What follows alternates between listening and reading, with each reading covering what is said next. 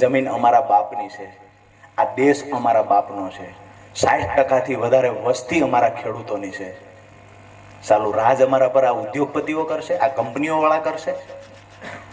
હું હંમેશા કહું છું, ભાઈએ ડરવાની વાત કરી, આ દેશની અંદર કોઈને ડર ન લાગે ને એના માટે ખેડૂતના દીકરા શહીદી વહોરે છે અને સીમાડા હાચવીને ઊભા છે.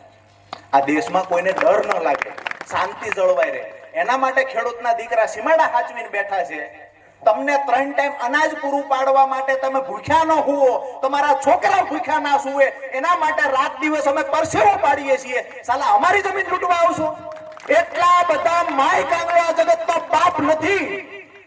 ક્યારેય કોઈ પણ વ્યક્તિ વાતો કરે ડરાવવા ધમકાવવાની, કોઈ પણ એવું કહેશે કે અમે પોલીસને લાવશું, એસઆરપી ને લાવશું, આજ તમામને નમ્ર વિનંતી કરું છું, આમાંથી એક પણ ખેડૂતે તૂટવાનું નથી, એક પણ ખેડૂતે નિરાશ થવાનું નથી. જે તાકાતથી લડવું પડે એ તાકાતથી લડીશું. ગુજરાતમાં દાખલો બેહારીશું. ખેડૂતોની તાકાત શું હોય એ બતાવવાનો સમય હવે બાકી ગયો છે. બધા ડાયરાને રામ રામ.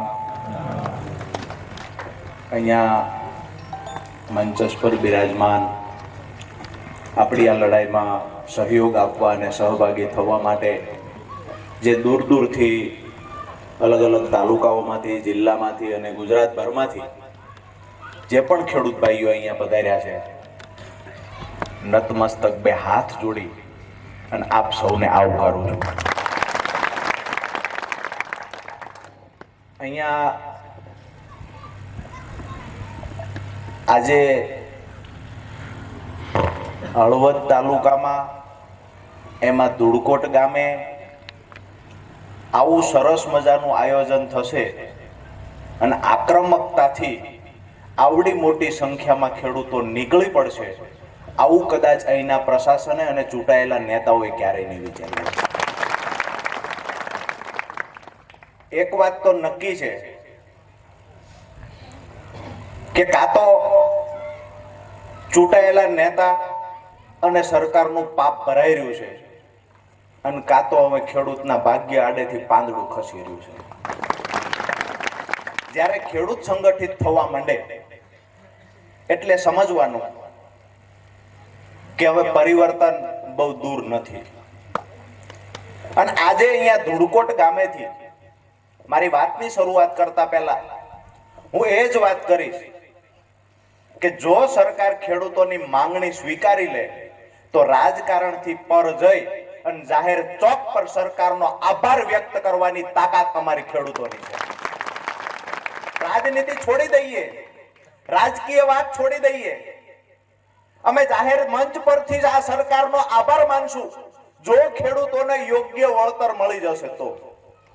બાકી કોઈ વિડીયો બનાવી કોણીએ ગોળ ચોટાડવાની વાતો કરશે અને ખેડૂતોને કહેશે કે આટલું વળતર નક્કી થઈ ગયું, સરકારે આ પાડી દીધી, હવે બધું થઈ જશે, આ વાતોમાં અમે નહીં આવીએ.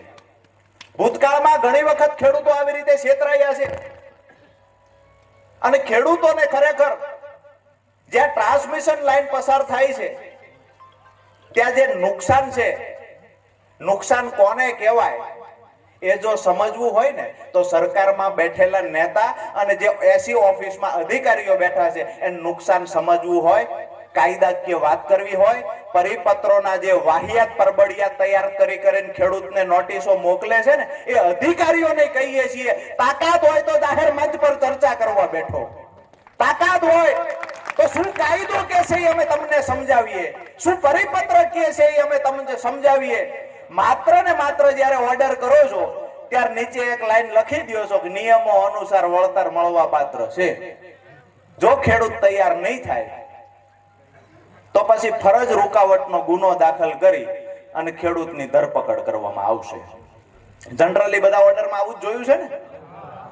આપ સૌ જ્યારે પણ ના પાડી હશે કે અમે પોલ નહીં નાખવા દઈએ, અમે અહીંથી લાઈન પસાર નહીં થવા દઈએ, વળતરની રકમ પહેલા નક્કી કરો, ત્યારે તમને એક કલેક્ટરમાંથી પહેલી નોટિસ આવે. નોટિસ આવ્યા પછી તમારો કેસ કલેક્ટરમાં ચાલે. આ કેસ ચાલે એમાં બધા ખેડૂત હારી જ જાય. જોવાનું એ છે કેસ ચાલે તો એમાં ક્યારેક આ પાર્ટી જીતે, ક્યારેક ઓલી પાર્ટી જીતે, આવું બને તો ખરા ને. હાઈ ટેન્શન લાઈન ના કેસ જ એવા છે કે એમાં ખેડૂત ફરજિયાત હારી જ જાય અને કંપની જ જીતે, કારણ કે ખિસ્સા અગાઉ ગરમ થઈ ગયા હોય. બીજી વાત, હમણાં નવું લાવ્યા છે કે જેટકો ગવર્મેન્ટ કંપની છે, પાવર ગ્રીડમાં ક્યાંય ખરેખર ઓર્ડરો થતા નથી. એમને જેટકોના ઓર્ડર જોઈએ તોય આપશું, પાવર ગ્રીડના જોઈએ તોય આપશું, અને નિયમ અનુસાર શું વળતર મળવા પાત્ર છે એની ચર્ચા કરવી હોય અને એના નિયમોથી વાકેફ થવું હોય, અને જો ખેડૂતો માટે લાગણી હોય તો આજે ધુડકોટ ગામના આંગણેથી કહીએ છીએ કે ઈ સમય આપે, એ સમય અને સ્થળ આપે, એ સ્થળ ઉપર આપણે ચર્ચા કરવા તૈયાર છીએ. ચૂંટાયેલા નેતાઓને પણ કહીએ છીએ, ભાઈએ, હું શરૂઆતમાં પધારો આવ્યો ત્યારે ભાઈએ વાત કરી કે હજુ ક્યાંક ને ક્યાંક ડરનો માહોલ છે, તો આજે આપણે ડર દૂર કરવા માટેનો પાયો ધૂળકટમાંથી નાખ્યો છે, આવું સમજવાનું છે. ડર કોનાથી ડરવાનું હોય? અમે ક્યારેક આપણે ગીરમાં જઈએ તો આપણે સિંહથી ડરીએ, વાઘથી ડરીએ, કોઈએ પાળેલા મોટા મોટા કૂતરા હોય તો એનાથી ડરીએ.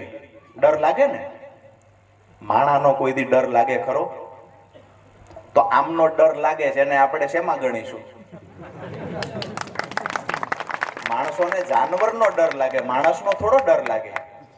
માણસ તો એકબીજાને મદદરૂપ થવા માટે ભગવાને જન્મ આપ્યો છે. આપણે ગરીબોને મદદરૂપ થઈએ, ખેડૂતોને મદદરૂપ થઈએ, આ માટે ભગવાને આપણને પૃથ્વી ઉપર મોકલ્યા છે. અને જો આજે લોકો તમારાથી ડરતા હોય, તમારે સમજી જવું જોઈએ જાનવરમાં તમારામાં કોઈ તફાવત નથી.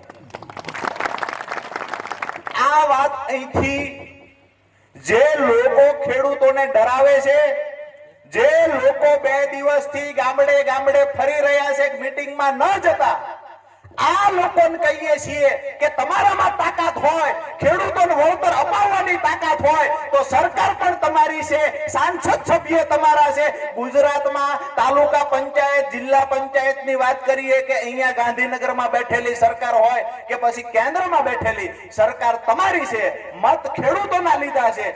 જો લાગણી બચી હોય તો ખિસ્સામાંથી પૈસા નથી દેવાના, પૈસા ગવર્મેન્ટની તિજોરીમાંથી અને કંપનીઓની પાસેથી દેવાના છે. તમારી તાકાત હોય ખેડૂતને વળતર અપાવો. જો વળતર આપી દે છે તો આપણે કોઈ રાજનીતિ નથી કરવાની. વળતર આપી દે છે તો આપણે સરકારનો આભાર માનવાનો છે. પણ વળતર કેટલું અમારા ખેડૂતો નક્કી કરે એટલું. જમીન અમારી છે, જગ્યા અમારી છે. કાયદાઓમાં 2 લાઈન તમારી ફેવરની હશે તો 4 લાઈન અમારા ફેવરની છે. કેસ લડવાની તૈયારી હોય અને ખરેખર તટસ્થ જજમેન્ટ આપવાની કોઈ કલેક્ટર શ્રીની તૈયારી હોય. મેહુલભાઈ ક્યાં છે? સાંજે 7 વાગ્યા પહેલા જ કહું ને મળવાનું.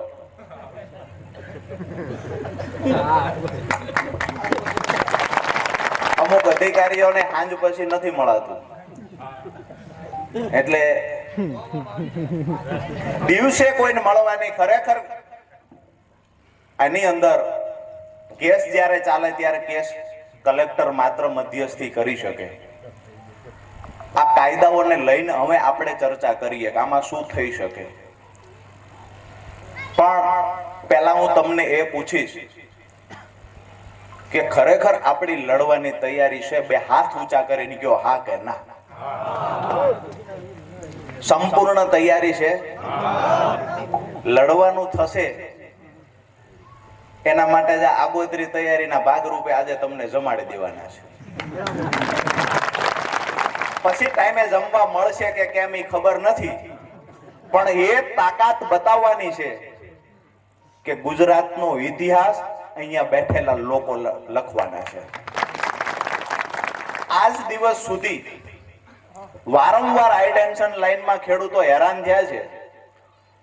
અહીંયા જે લાકડિયાથી અમદાવાદ લાઈન પસાર થાય છે 765 કેવીની, એવી જ રીતે ઉત્તર ગુજરાતના જિલ્લાઓમાંથી પણ પસાર થાય છે.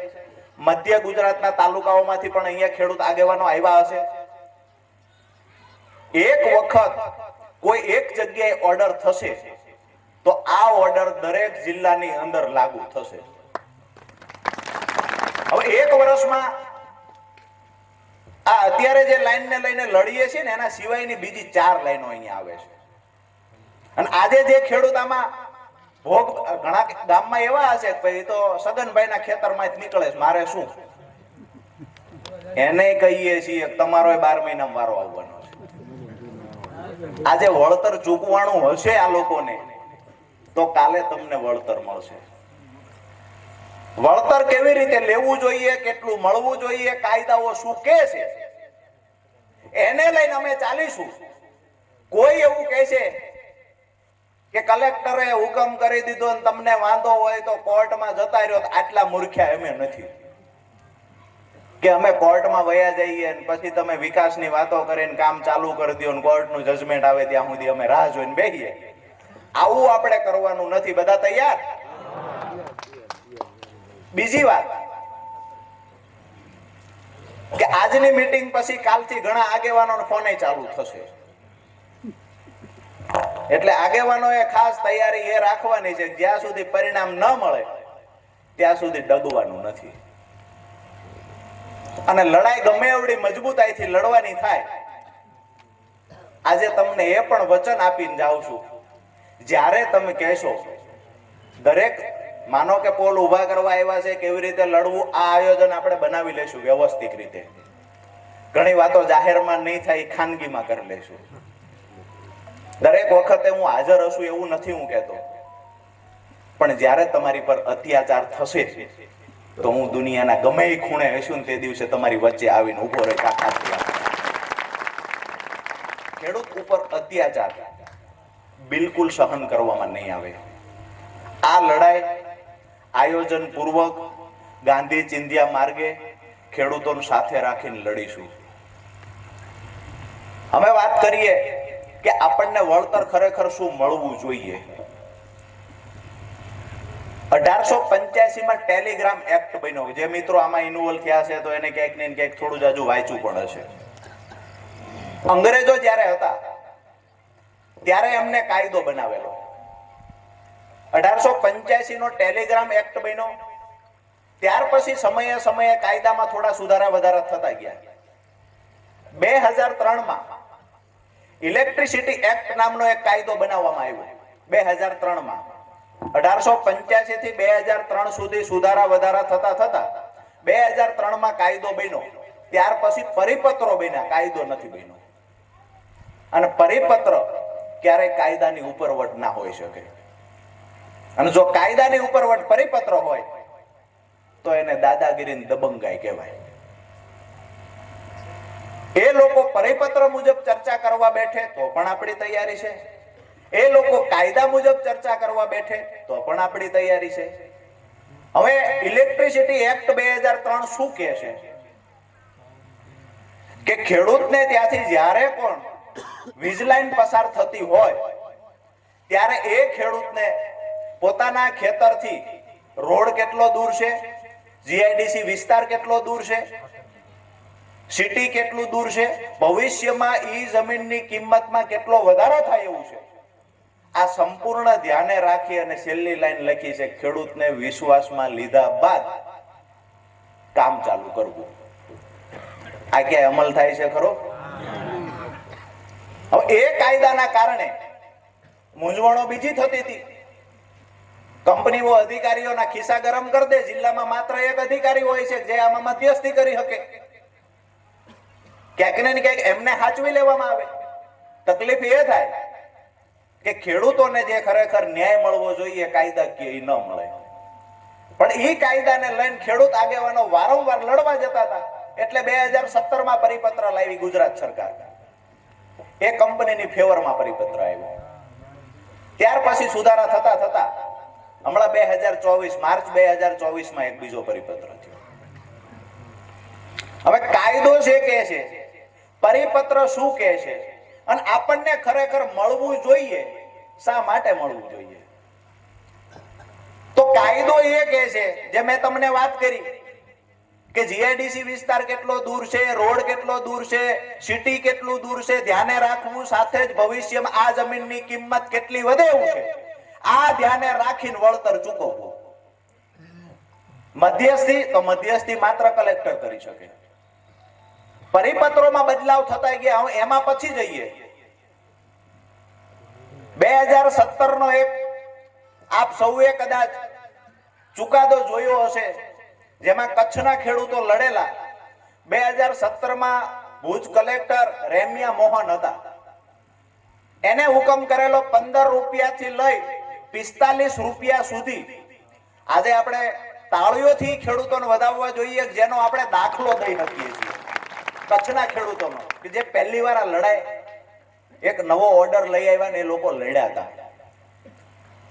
હવે એમાં 15 રૂપિયાથી 45 રૂપિયા સુધી જે જંત્રીનો ભાવ હતો, ત્યાં 950 રૂપિયા બિન પિયત, પિયતમાં 1000 રૂપિયા, ટૂંકમાં 850 થી 1000 રૂપિયા સુધીના ભાવ કરી આપ્યા. એને દાખલા રૂપે આપી અને અનેક જિલ્લાઓમાં આ મુજબના વળતર કરી આપ્યા કલેક્ટરોએ. હવે ફરતા ફરતા વાત આવી જે જગ્યાએ આપણે બેઠા છીએ, હળવદ તાલુકામાં. હળવદ તાલુકામાં આજથી 2.5 વર્ષ પહેલા અમે આવેલા. સ્ટરલાઇટની, મારા ખ્યાલથી સ્ટરલાઇટ જ હતી ને, અહીંયાથી લાઈન પસાર થતી હતી, ત્યારે પણ અમે આવી જ રીતે ખેડૂતોને મળેલા. પછી ખેડૂતોને જોમ જુસ્સો જબરજસ્ત હતો.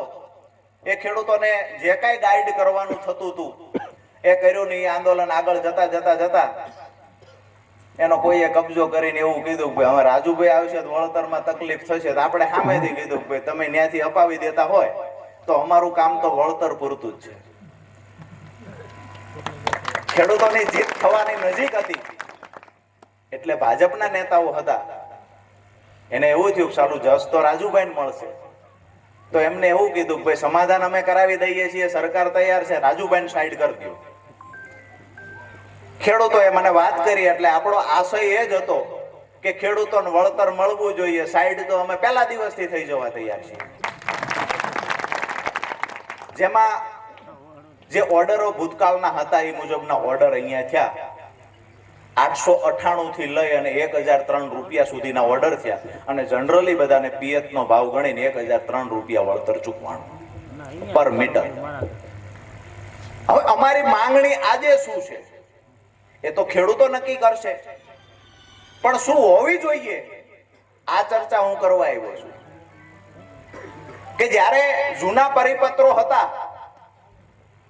જે પરિપત્રમાં કોરિડોરના 7.5% થી લઈને સુધારો થયો 21માં અને 15% કરવામાં આવ્યા.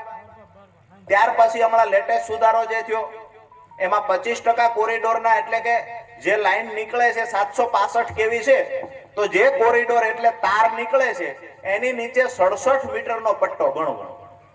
હવે એમાં મીટરનો ભાવ શું આપવો? તો જે ભાવ કલેક્ટરે નક્કી કર્યા છે વળતરના, એ ભાવના 25%. આપણી માંગણી સ્વાભાવિક છે, કેન્દ્ર સરકાર વિચારી રહી છે અત્યારે 30% ની, આપણી માંગણી 3% હોવી જ જોઈએ, કારણ કે સરકારે વિચારે છે. તો મારું એવું માનવું છે કે કોરિડોરના જે મીટરનો ભાવ નક્કી થશે તે, પણ અમે જે અત્યારે 25% તો ઓલરેડી છે, તો જે કેન્દ્ર સરકાર વિચારી રહી છે એ મુજબ કોરિડોરના 30% મળવા જોઈએ. બધા તૈયાર છો એમાં કે 25% એ ચલાવવું છે? બીજી વાત કે હવે મીટરના ભાવ શું? મીટરના ભાવ માટે તો આ માથાકૂટ હાલે છે.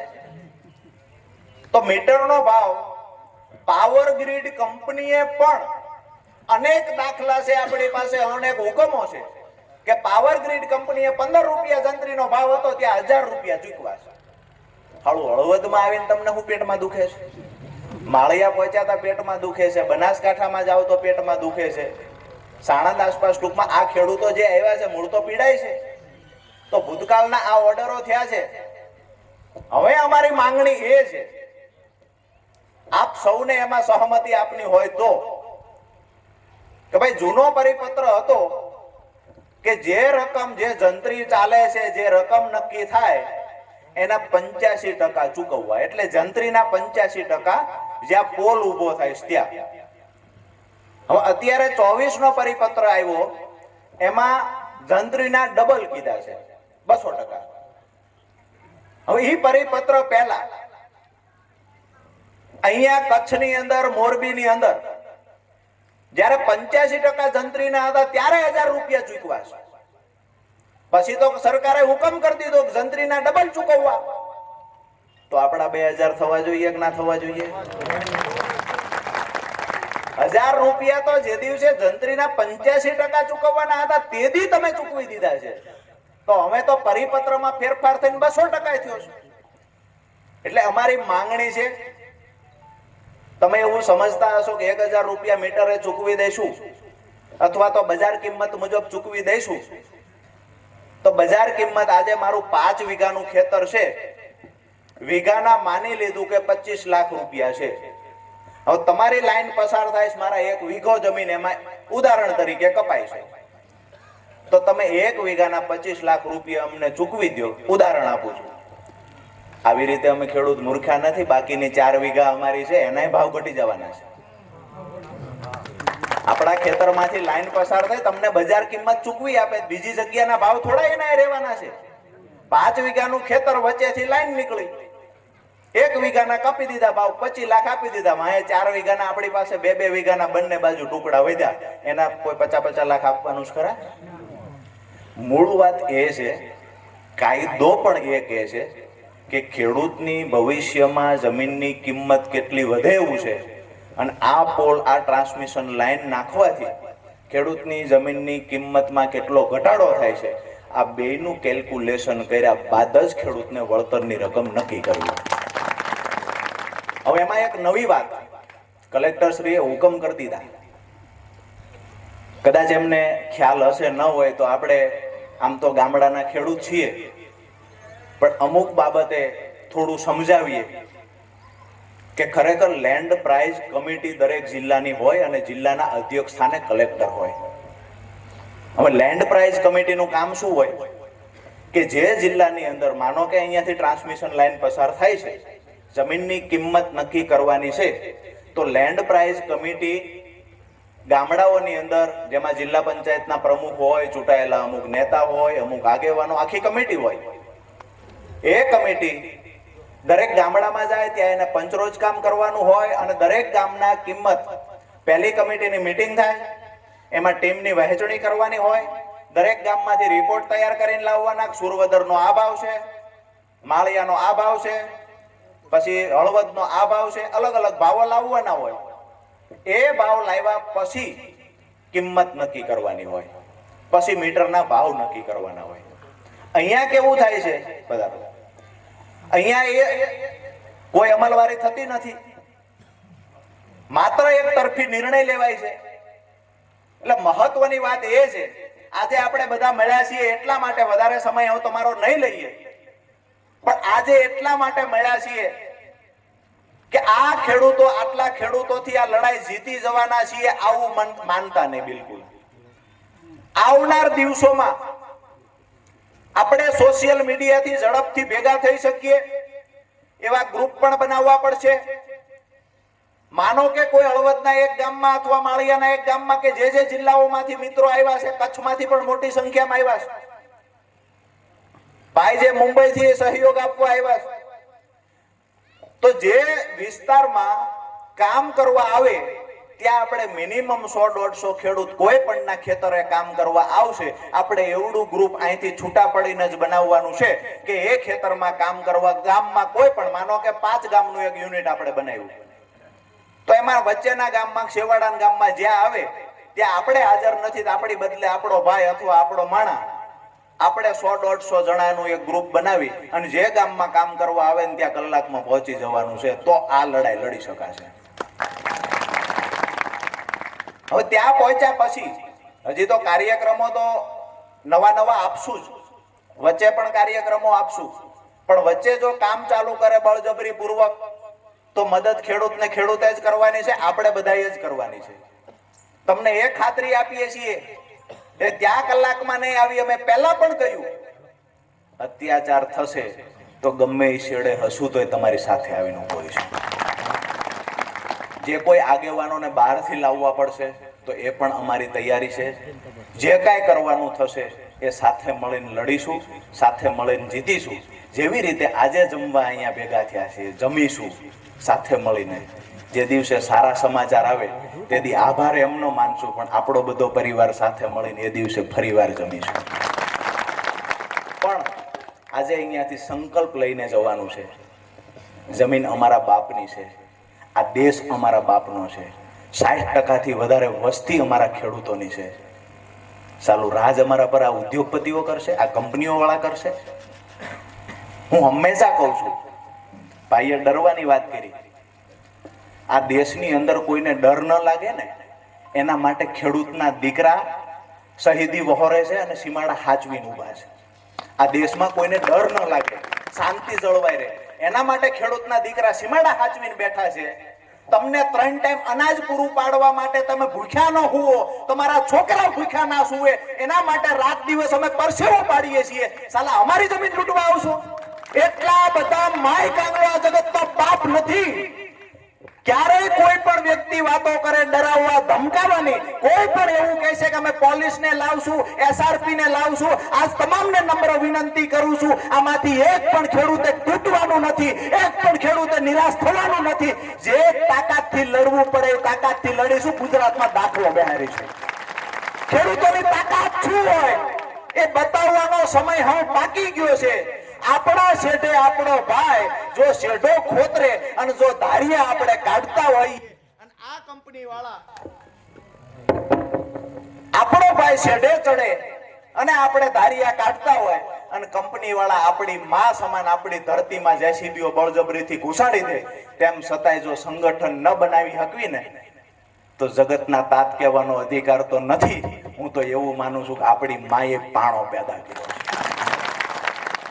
આપણી જમીનમાં બળજબરી પૂર્વક કામ ચાલુ કરી દે, આપણે સંગઠન ન બનાવી શકીએ, આપણે આપણા ખેડૂત ભાઈ માટે લડી નહીં શકીએ.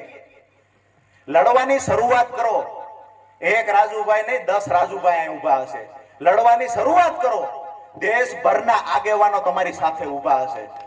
એક વાત નક્કી રાખજો, માય કાંગલાની સાથે કોઈ ઊભું નથી રહેતું. લડાયક માણસની સાથે બધા ઉભા હોય અને એ લડાયક આપ સૌએ બનવાનું છે. ઉચ્ચ નીચનો ભેદભાવ ભૂલી તમામ નાના મોટા વિવાદો ગામના હોય છોડી અને હું ખેડૂત છું, ખેડૂતો માટે લડવું મારું કર્મ છે. તમામ ખેડૂતોને જ્યારે જ્યારે જરૂર પડશે ત્યારે એના માટે હું કંઈક ને કંઈક સહયોગ આપીશ. આ તૈયારી સાથે આપણે અહીંથી છૂટું પડવાનું છે. અહીંયા ગઈકાલે જે વાતો થઈ છે કે સરકારે નિર્ણય લીધો છે, તો અમે અપેક્ષા રાખીએ કે મીટરનો ભાવ જે જૂના ભાવના હુકમ તો 1003 રૂપિયાના તો થયેલા છે. જ્યારે પરિપત્રમાં 85% જંત્રી હતી ત્યારે જંત્રીના 85% ચૂકવવાના હતા ત્યારે તો એમાં નવા પરિપત્રને 2 વડે ગુણીને 200% કર્યું છે. તો જૂના હુકમો 1000 રૂપિયાના છે અને 2 વડે ગુણી દો, અમારા ખેડૂતોનો સંતોષ. બરાબર છે મારી વાત કે કોઈ એમાં આપણને પ્રશ્ન છે? કોરિડોરની વાત, જેના ખેતરમાંથી તાર નીકળે છે આ ખેડૂતને જે વળતર ચૂકવવાની વાત છે, તો એમાં જે તાર નીકળે છે ત્યાં જે મીટરના ભાવ નક્કી થયા છે 67 મીટરનો પટ્ટો, જેટલા મીટર આગળ ખેતરમાં ચાલે એના 30% લેખે એ વળતર ચૂકવવામાં આવે. બીજી વાત, કાયદો તો એ પણ કહે છે આ તમારું ખેતર છે, હામા શેઠે ખૂણામાં પોલ ઊભો થાય છે, અહીંયા તમારો દરવાજો છે, ખેતરમાં એન્ટ્રીનો પોઈન્ટ, અહીંયાથી તમારા ખેતરમાં એન્ટર થાય ત્યાંથી લઈ અને વળતરની રકમ એમને મીટરો માપવાના હોય છે પહોંચે ત્યાં સુધી. આવું માપે છે ખરા કોઈ? એને બાઉન્ડ્રી બનાવવાની હોય છે કે આ બાઉન્ડ્રી બહાર અમે નહીં જઈએ, આ બાઉન્ડ્રી જે બનાવી છે એ બાઉન્ડ્રી મુજબ જ અમે કામ કરીશું, અમારા વાહનો આમાંથી ચાલશે અને એને આપણે વળતર સમયે મીટરથી માપવાનું હોય છે. જેમાં પાક નુકસાન જેટલો સમય એમનું કામ ચાલે એટલો સમય પાક નુકસાનનું, જે માનો કે 2 સિઝન કામ ચાલ્યું છે તો 2 સિઝનનું પાક નુકસાનનું વળતર પોલનું, કોરિડોરનું અને જ્યાંથી એન્ટર થયા ને એમને જેટલી જગ્યા વાપરી છે આ તમામ જગ્યાનું પાક નુકસાનનું વળતર ચૂકવવું પડે. ઘણા મિત્રોની એવી પણ ફરિયાદો હોય છે કે ચોમાસાની અંદર આ લોકો જેસીબી ટ્રેક્ટર ઘુસાડતા હોય છે. ઘણા વિસ્તારની આ ફરિયાદ છે. તો નમ્ર વિનંતી સરકારને કરીએ છીએ કે અમને છંછેડવાની અમુક મર્યાદા રાખજો. જે દિવસે સરકારને અહમ આવી ગયો હતો અને 86 ની અંદર ગુજરાતમાંથી એક સરકારને પાડી હતી કોઈએ, એ આ જગતના બાપ હતા. આંદોલન જેને પણ કરાવ્યું હતું એને. દુઃખની વાત એ છે આજે એ પાછા સત્તામાં બેઠા છે. જે હશે તે પણ અમારા જ ખેડૂતો હતા જેને મજબૂત સંગઠન બનાવી અને આ સરકારને બતાવી દીધું હતું કે અમારી તાકાત શું છે અને જરૂર પડશે તો આ 14 જિલ્લાના પ્રભાવિત ખેડૂતો, જરૂર પડશે તો બીજા જિલ્લાના ખેડૂતોને પણ બોલાવીશું. કોઈનો બીજો કાંઈ પ્રશ્ન હોય તો 5 મિનિટ આપણે કોઈ બી પ્રશ્ન હશે તો તમે પૂછી શકો છો. કાંઈ ચર્ચા બીજી આગળ કરવી હશે તો પણ ટૂંકમાં 5 મિનિટ.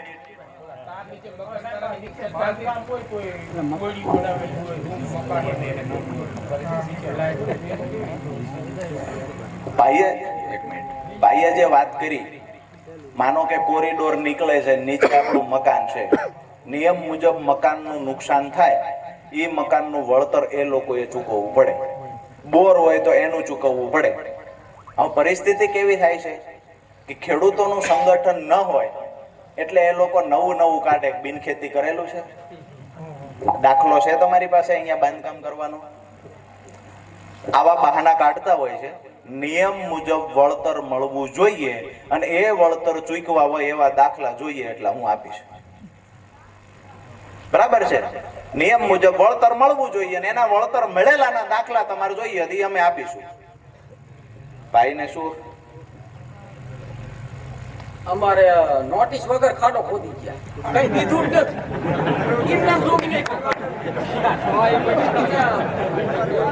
નોટિસ વગર ખાડો ગાડી ગયા અને વળી પાછા અમને ખેતરમાં ના આવવા દીધા. હા, અમારું ગામ નવા અમરાપા. અને વળી પાછા બીજે દી નોટિસ દેવા આવ્યા ખાડો કરી. હવે એના ખેતરમાં એના ઘરમાં ભેંસ અમે વગર ઓલા કીધા વગર એમના પાથી આવી એમને કેમ થાય? તો ઠોકા નાખે કે ના નાખે? અને આ ખેડૂતના દીકરાને નોટિસ નથી દીધી અને એમને ખાડો મારી અને લઈ ગયા હે. એ તો મેહુલભાઈ નો આભાર કહેવાય કે આજે મેહુલભાઈ આયા અને અમારા ખેતરમાંથી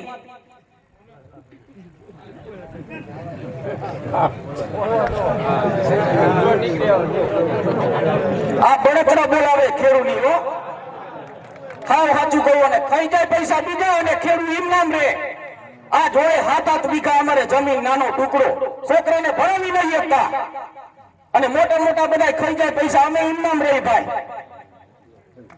અમને કઈ નહીં થતું હોય આ બળતરા બોલાવે. ભાઈની પીડા વ્યાજબી છે પણ આ બધી સમસ્યાઓની એક જ દવા છે, આપણું સંગઠન. અને સંગઠન મજબૂત આટલા લોકો નક્કી કરી લે છે કે હું 5-5 લોકોને લાવીશ, જીતાડી દેવાની જવાબદારી રાજુ કરપડાની. જે ડરાવવા ધમકાવવા વાળા છે એને પણ અહીંયાથી વિડીયો બને છે અને કહીએ છીએ કે અમારો ભૂતકાળ ચેક કરી લેજો. હાથ જોડી ખેડૂતો માટે ન્યાય માંગવા નીકળ્યા છીએ અને જો તમે ન્યાય અમને નહીં અપાવી શકો તો ધરતી અમારી માં છે, માને બચાવવા માટે કોઈ પણ પગલું ખેડૂતો ભરશે. આ તૈયારી અને સંકલ્પ સાથે અહીંથી છૂટા પડશું. હજુ પણ મોકો છે, હજુ પણ તમને ફરી વાર પૂછું છું, તૈયારી છે ને? કાં તો સામા કાંઠે પહોંચી જઈશું, કા વચ્ચે ડૂબી જઈશું, પાછા નહીં વળીએ. આ સંપૂર્ણ તૈયારી સાથે નીકળવાનું છે. સરકારને ઝૂકવું પડશે, એકવાર નહીં 10 વાર સરકારને ઝૂકવું પડશે. અને મને આત્મવિશ્વાસ છે, ઉપરવાળા પર ભરોસો છે. આજ દિવસ સુધી જેટલી લડાઈઓ લડ્યા છીએ ઉપરવાળાના સહયોગથી એક પણ લડાઈમાં ક્યારેય અમારી હાર નથી થઈ, એટલે વિશ્વાસ છે. અને આપ સૌને પણ આજે વિશ્વાસ અપાવું છું કે અહીંયાથી છૂટા પડીએ ત્યારે જે યુનિટીની વાત કરી, ગ્રુપની વાત કરી, કયા ગામમાં કેવી રીતે મળીશું, આ આપણે કોલ કોન્ફરન્સથી પણ ચર્ચા કરશું. એ લોકો રાહ જોઈને બેઠા છે શું નિર્ણય લેશે. જ્યારે સમય આવશે ને ત્યારે તમે કલ્પના નહીં કરી હોય ને એવો નિર્ણય અમે લેશું. સમય તમારી પાસે છે, નિર્ણય લેવો હોય તો ઝડપથી લઈ લ્યો. બાકી આ ખેડૂતો આજે 1000 આસપાસની સંખ્યામાં ભેગા થયા છે. આવનાર સમયમાં જિલ્લા મથકે 10,000 ખેડૂતો તમને જોવા મળશે. અહીંયાથી જેનું કામ છે એ વહેંચણી કરી લેશું. બીજા કોઈનો કાંઈ પ્રશ્ન ખાસ? પ્રશ્નમાં એવો છે કે આ પાવર ગ્રીડ કંપની દરેક ગામડામાં ખોટા કેસો કરીને લોકોને પોલીસ સ્ટેશન લઈ જાય છે અને પોલીસ સ્ટેશને પૂરી દે છે. ખોટા કેસ કે અમને કામ કરવામાં અડચણ ઉકેલો. અને આપણી પ્રથમ માંગણી એ છે કે જે પાવર ગ્રીડ કંપની જે ખેડૂતો પર ખોટા કેસો કરે છે એને પાછા ખેંચે.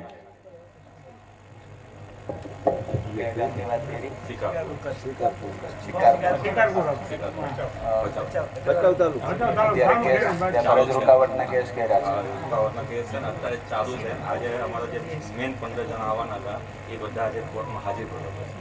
અચ્છા, કેસ કેટલા ટાઈમ પહેલા કર્યા છે? 1.5-2 મહિના પર પછી ચાલુ કરી દીધું. બધું એને સ્ટ્રેસ કરીને જ કામ કરે. કારણ કે જેટલા ખેડૂતો બોલવા ગયા હતા ને એ બધાને પૂરી નહીં ગઈ. રાજુભાઈ અમે કામ અટકાવેલું પડ્યું જૂના ઘનશ્યામગઢ કાલ આપણા ઉપર બ્રેક પડવાની છે. કાલે હજી ચાલુ કરશે. આપણે તૈયાર રહેવું જોઈશે. 3 દિવસ લઈ ગયા હોત.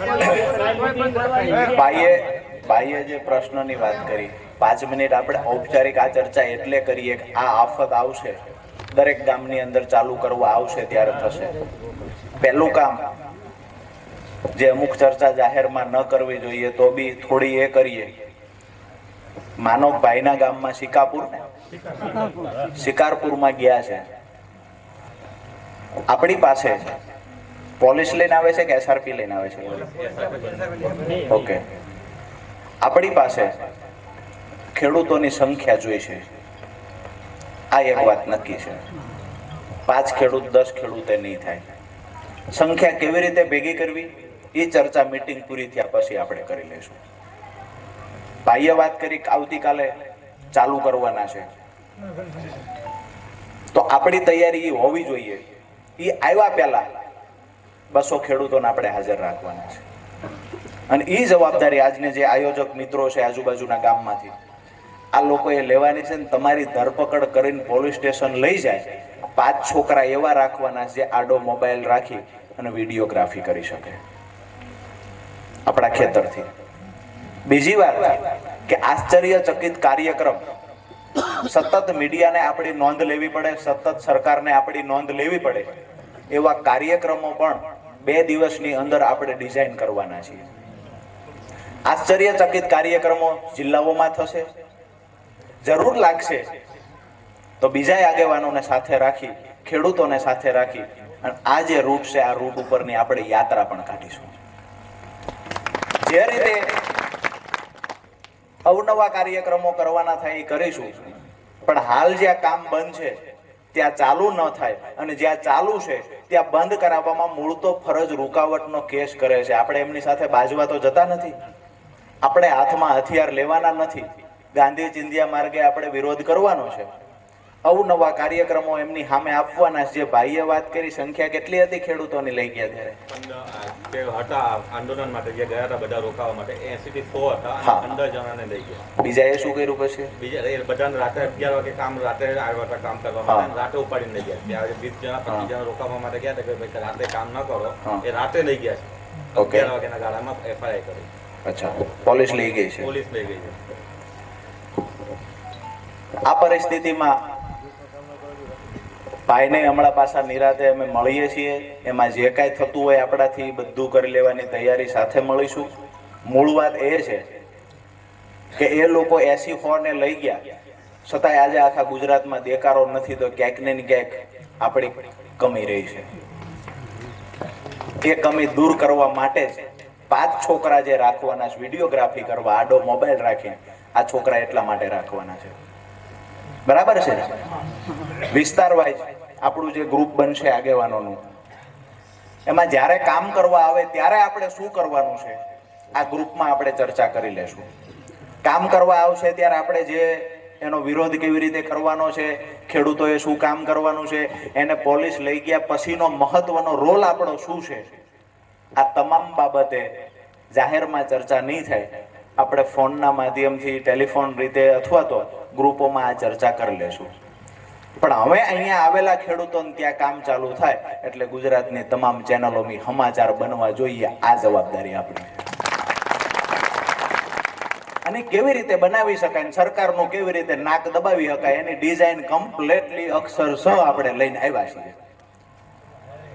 બરાબર છે?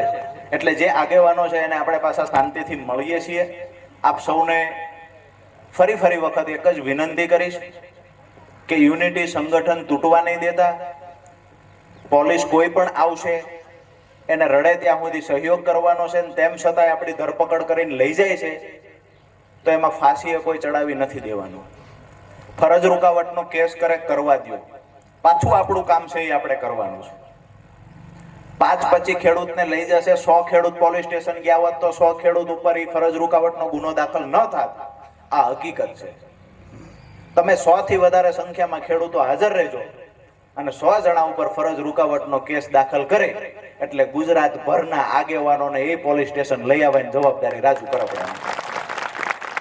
તમે ઉલટાના મોટા બનશો અને આંદોલનના માર્ગે જ્યારે નીકળીએ ત્યારે પહેલો વ્યવહાર જ પોલીસ હારે થાય. અને એ તો આપણી તૈયારી હોવી જોઈએ.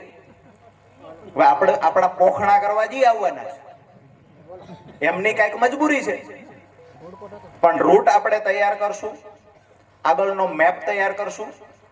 હમણાં મીટિંગ પૂરી કરીને આગેવાનો સાથે પાછા મળીએ છીએ. જે કાંઈ કરવાનું થશે એ તમામ તૈયારી સાથે કરીશું. આજે આવ્યા છે કાલ નિરાકરણ આવી જશે એવું નથી. લડાઈ લાંબી છે. રાજુભાઈને સહી કરી અને પરિણામ લાવી દેવાનું છે એવું નથી. હું તમારા દુઃખમાં સહભાગી થવા આવ્યો છું. જે કાંઈ જરૂર પડશે આગળની લાઈનમાં ઊભો રહેવા માટે આવ્યો છું. જે દિવસે પરિણામ મળશે એ દિવસે જમણવાર રાજુભાઈ કરપડા તરફથી તમને, અને એ દિવસે આપ સૌનો આભાર માની, સરકારનો આભાર માની અને આપની વચ્ચેથી છૂટા પડશું. માટે જે કાંઈ કરવાનું થશે આગેવાનોને મળીએ છીએ. બીજાને પ્રશ્ન હશે તો